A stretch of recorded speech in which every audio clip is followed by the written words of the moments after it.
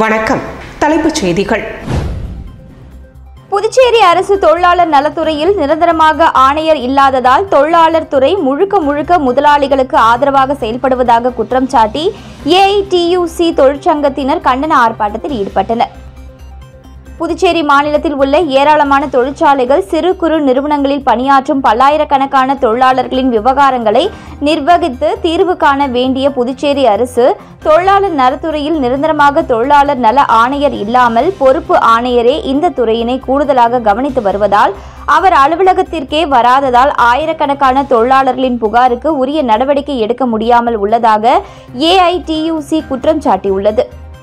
தொழிலாளர் நலத்துறைக்கு நிரந்தர ஆணையர் இல்லாததால் தொழிலாளர் நலத்துறை முழுக்க முதலாளிகளுக்கு ஆதரவாக தொழிலாளர் நலன் மறந்த துறையாக மாறியுள்ளது என கூறியும், 2016ஆம் ஆண்டிற்கு பிறகு தொழிலாளர்களுக்கு குறைந்தபட்ச சட்ட கூலி திருத்தியமைக்கப்படவில்லை எனவும், கடந்த ஆண்டு நிர்ணயம் செய்த கூலியும் முதலாளிகளின் ஆட்சேபத்தால் கிடப்பில் போடப்பட்டுள்ளதாகவும், தொழிற்சாலைகளில் ஏற்படும் தொழில் விவகாரங்களில் சமரச அதிகாரி முதலாளிகளுக்கு சாதகமாக செயல்படுகிறார் என குற்றம் சாட்டியும், இதனால் தொழிலாளர்களின் சம்பள உயர்வு பிரச்சினை கிடப்பில் போடப்பட்டு அவர்களின் குடும்பங்களை சிரமத்திற்கு உள்ளாக்கியுள்ளதற்கு தொழிலாளர் நலத்துறையின் சீர்கேடுதான் காரணம் என கூறி அதன் அலுவலக வாயில் முன்பு ஏஐடியூசி தொழிற்சங்கத்தை சேர்ந்த ஏராளமான தொழிலாளர்கள் கண்டன ஆர்ப்பாட்டத்தில் ஈடுபட்டனர்.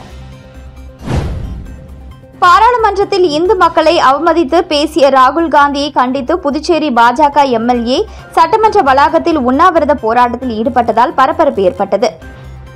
பாராளுமன்ற கூட்டத்தொடரில் குடியரசுத் தலைவர் ஆற்றிய உரைக்கு நன்றி தெரிவிக்கும் தீர்மானத்தின் மீது பேசிய பாராளுமன்ற எதிர்க்கட்சித் தலைவர் ராகுல் காந்தி உரையாற்றிய போது இந்துக்களை வன்முறையாளர்கள் என பேசியதற்கு அவையில் பிரதமர் மோடி, அமித்ஷா உள்ளிட்ட பாஜகவினர் ராகுல் காந்தியை மன்னிப்பு கோர வலியுறுத்தினர். இந்த விவகாரம் பாராளுமன்றத்தில் பெரும் சர்ச்சையை ஏற்படுத்தி வரும் நிலையில் புதுச்சேரி பாஜக ஆதரவு எம்எல்ஏ அசோக் பாபு இந்துக்களை அவமதித்த ராகுல் காந்தியை கண்டித்து புதுச்சேரி சட்டமன்ற வளாகத்தில் தரையில் அமர்ந்து உண்ணாவிரத போராட்டத்தில் ஈடுபட்டார். அவருடன் பேரவை செயலர் பேச்சுவார்த்தை நடத்தினார். இருப்பினும் தொடர்ந்து உண்ணாவிரத போராட்டத்தில் ஈடுபட்டார். இந்த நிலையில் சட்டமன்றத்திற்கு வந்த சபாநாயகர் செல்வம் பேச்சுவார்த்தை நடத்தியதை தொடர்ந்து அசோக் பாபு எம்எல்ஏ போராட்டத்தை கைவிட்டார். பாஜக எம்எல்ஏவின் திடீர் போராட்டத்தால் சட்டப்பேரவை வளாகத்தில் பரபரப்பு ஏற்பட்டது. இன்னைய வரைக்கும் எதிர்காலத்திலேயும் அவங்க குடும்பத்தை சார்ந்தவங்களால ஆக முடியாது. இந்த வெறுப்புணர்ச்சியில தான் அவங்க இந்துக்களை இந்த மாதிரி வன்முறையாளர்கள் அவங்க பேசியிருக்காங்க. ஏறக்குறைய பாரதிய ஜனதா கட்சிக்கு கடந்த தேர்தலில் 24 கோடி மக்கள் வாக்களிச்சிருக்காங்க. 24 கோடி மக்களையும் வன்முறையாளர்னு அவர் பேசுறது எந்த வகையில் நியாயம்? அதை கண்டித்து தான் நான் அவர் தார்மீக அடிப்படையில் இந்து சமுதாய மக்களிடம் அவர் மன்னிப்பு கேட்க வேண்டும் என்ற கோரிக்கையை வலியுறுத்தி நான் இன்னைக்கு இந்த போராட்டத்தை நடத்தி கொண்டிருக்கிறேன். தொண்டமாநத்தம் அரசு மேல்நிலைப் பள்ளியில் நடைபெற்ற தியாகி அன்சாரி துரைசாமி பிறந்தநாள் விழாவில் அமைச்சர் சாய்ஜி சரவணகுமார் கலந்து கொண்டு அலங்கரிக்கப்பட்ட அன்சாரி துரைசாமியின் படத்திற்கு மலர் தூவி மரியாதை செலுத்தினார். தியாகி அன்சாரி துரைசாமி 118வது பிறந்தநாள் விழாவை முன்னிட்டு தொண்டமாநத்தம் அன்சாரி துரைசாமி அரசு மேல்நிலைப் பள்ளியில் அமைச்சர் சாய்ஜி சரவணகுமார் கலந்து கொண்டு அலங்கரிக்கப்பட்ட தியாகி அன்சாரி துரைசாமியின் திருவுருவப் படத்திற்கு மலர் தூவி மரியாதை செலுத்தினார். இதனைத் தொடர்ந்து தியாகி அன்சாரி துரைசாமியின் வாழ்க்கை வரலாற்றை பற்றியும், அவர் செய்த சாதனைகள் பற்றியும், அவரின் தியாகத்தை பற்றியும் மாணவர்களுக்கிடையே சிறப்புரையாற்றினார். விழாவில் பள்ளி தலைமை ஆசிரியர், ஆசிரியர்கள், ஊழியர்கள் மற்றும் தொகுதி பாஜக நிர்வாகிகள் உட்பட மாணவ மாணவிகள் திரளாக கலந்து கொண்டனர். புதுவை நெட்டப்பாக்கம் காவல் நிலையத்தில் புதிய குற்றவியல் சட்டங்கள் குறித்த விழிப்புணர்வு கூட்டம் நடைபெற்றது. நெட்டப்பாக்கம் காவல் நிலையத்தில் மத்திய அரசு கொண்டு வந்துள்ள 3 புதிய குற்றவியல் சட்டங்கள் குறித்த விழிப்புணர்வு கூட்டம் நடைபெற்றது. கூட்டத்திற்கு நெட்டப்பாக்கம் உதவி ஆய்வாளர் வீரபத்ரன் தலைமை தாங்கினார். மடுகரை புறக்காவல் நிலைய உதவி ஆய்வாளர் சந்திரசேகரன் முன்னிலை வகித்தார். கூட்டத்தில் புதிய சட்டங்கள் குறித்தும் அதனால் பெண்களுக்கு ஏற்பட்டுள்ள பாதுகாப்பு குறித்தும் பொதுமக்களுக்கு விளக்கம் அளித்தார். இந்நிகழ்ச்சியில் கிராம பொதுமக்கள், பள்ளி கல்லூரி மாணவ மாணவிகள் ஆகியோர் கலந்து கொண்டனர். பொதுமக்களின் சந்தேகங்களுக்கு உதவி ஆய்வாளர் வீரபத்ரன் பதிலளித்தார். கூட்டத்தில் பங்கேற்ற அனைவருக்கும் புதிய குற்றவியல் சட்டங்கள் குறித்த கையேடுகள் வழங்கப்பட்டது. புதுச்சேரியில் சேவை வரி தினத்தை ஒட்டி நடைபெற்ற விழாவில் சிறப்பு விருந்தினராக அமைச்சர் லட்சுமி நாராயணன் கலந்து கொண்டு தொழில் வரி செலுத்தும் முனைவோர்களை பாராட்டி சான்றிதழ் வழங்கினார். நாடு முழுவதும் சேவை வரி கடந்த 2017ஆம் ஆண்டு ஜூலையில் நடைமுறைப்படுத்தப்பட்டது. இதையடுத்து ஆண்டுதோறும் ஜூலை மாதம் சேவை வரி தின நிகழ்ச்சிகள் நடைபெற்று வருகின்றன.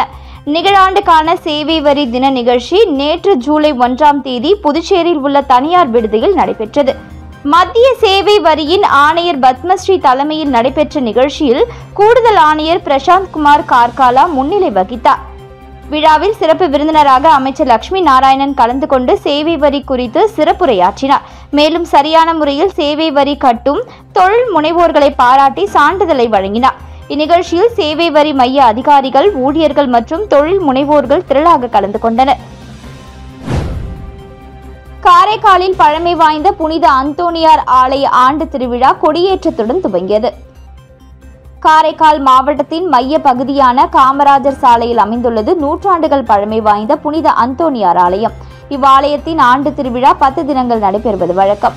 இந்த ஆண்டு திருவிழாவின் துவக்க நிகழ்ச்சியாக புனித அந்தோணியார் திருவுருவம் வரைந்த புனித அந்தோணியார் கொடியேற்றம், வேளாங்கண்ணி திருத்தல பங்கு தந்தை அற்புதராஜ் மற்றும் காரைக்கால் பங்கு தந்தை பால்ராஜ் ஆகியோர் முன்னிலையில் புனித கொடி மந்திரிக்கப்பட்டு தேவ மன்றாட்டுடன் கொடியேற்ற விழா துவங்கியது. கொடி மேலே ஏற துவங்கியதும் ஆலயம் முழுவதும் அலங்கரிக்கப்பட்ட வண்ண விளக்குகள் மிளிர தொடங்கின. கொடியேற்ற நிகழ்ச்சியில் பங்கு தந்தையர்கள், அருள் சகோதரிகள், இறை மக்கள், விழா குழுவினர்கள் உட்பட ஏராளமான கிறிஸ்தவ மக்கள் கலந்து கொண்டனர். திருவிழாவின் முக்கிய நிகழ்ச்சியான தேர்பவனி வருகின்ற 9ஆம் தேதி நடைபெற உள்ளது. வருகின்ற 10ஆம் தேதி கொடி இறக்கத்துடன் ஆண்டு திருவிழா நிறைவடைகிறது. புதுச்சேரியில் ஊர்காவல் படை வீரர்களுக்கான எழுத்துத் தேர்வில் குளறுபடிகள் நடைபெற்றுள்ளது எனவும் அந்த தேர்வை ரத்து செய்துவிட்டு மீண்டும் புதியதாக தேர்வை நடத்த வேண்டும் என்றும் மாணவர்கள் கூட்டமைப்பு கோரிக்கை விடுத்துள்ளது. புதுச்சேரி யூனியன் பிரதேச மாணவர்கள் கூட்டமைப்பின் நிறுவனர் சுவாமிநாதன் வெளியிட்டுள்ள அறிக்கையில், புதுச்சேரியில் ஊர்காவல் படையினருக்கான எழுத்துத் தேர்வில் குழப்பங்களும் முரண்பாடுகளும் ஏற்பட்டுள்ளதாக புகார் எழுந்துள்ளது. ஏற்கனவே அறிவிக்கப்பட்ட முறைக்கு மாறாக தேர்வின் வினாத்தாள்களும் இருந்தன. பாட வாரியாக மதிப்பெண் வழங்கப்படும் என அறிவித்திருந்த நிலையில் வினாத்தாளில் அவை கடைபிடிக்கப்படவில்லை. பல ஆண்டுகளாக வேலைவாய்ப்பு மறுக்கப்பட்ட நிலையில் அரசு பணியை பெற வேண்டும் என கடந்த ஓராண்டாக கடுமையான பயிற்சி மேற்கொண்ட இளைஞர்கள் தாமதம் என கூறி தேர்வு எழுத முடியாத நிலையும் ஏற்பட்டுள்ளது.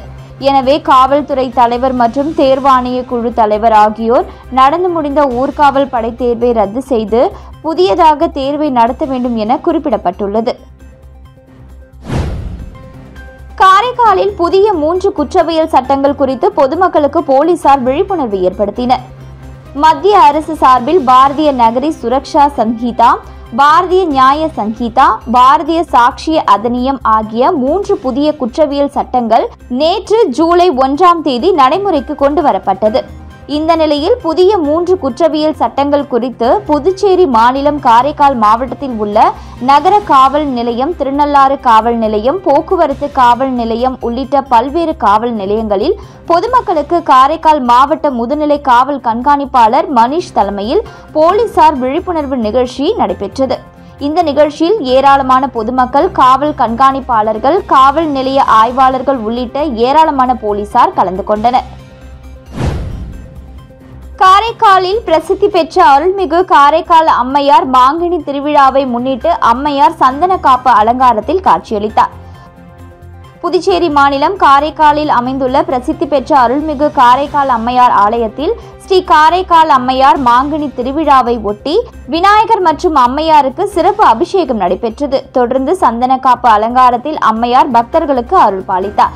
தொடர்ந்து மகா தீபாராதனை நடைபெற்றது. இதில் ஏராளமான பக்தர்கள் பங்கேற்று அம்மையாரின் அருளை பெற்றனர். சுதந்திர போராட்ட வீரரும் புதுச்சேரி எதிர்க்கட்சி தலைவருமான தியாகி அன்சாரி துரைசாமி பிறந்தநாள் விழா புதுச்சேரி செய்தி மற்றும் விளம்பரத்துறையால் இன்று கொண்டாடப்பட்டது. சர்தார் வல்லபாய் பட்டேல் சாலை, மகாத்மா காந்தி சாலை சந்திப்பில் அதிதி ஹோட்டல் முன்பு உள்ள அன்னாரது சிலைக்கு சிறப்பு விருந்தினர்கள் சபாநாயகர் ஏம்பலம் செல்வம், துணை சபாநாயகர் ராஜவேலு, அரசு கொறடா AKD ஆறுமுகம், சட்டமன்ற உறுப்பினர்கள் பாஸ்கர் தக்ஷணாமூர்த்தி, KSP ரமேஷ், லட்சுமிகாந்தன், முன்னாள் MLA இளங்கோ, காங்கிரஸ் சிறப்பு அழைப்பாளர் கணேசன், தியாகி அன்சாரி துரைசாமி சேவை அமைப்பு தலைவர் ஜெகத் ரட்சகன், ரங்கநாயகி குடும்பத்தினர் தலைமையில் செய்தி மற்றும் விளம்பரத்துறை அதிகாரிகள் ஆகியோர் மாலை அணிவித்து மரியாதை செலுத்தினார்கள்.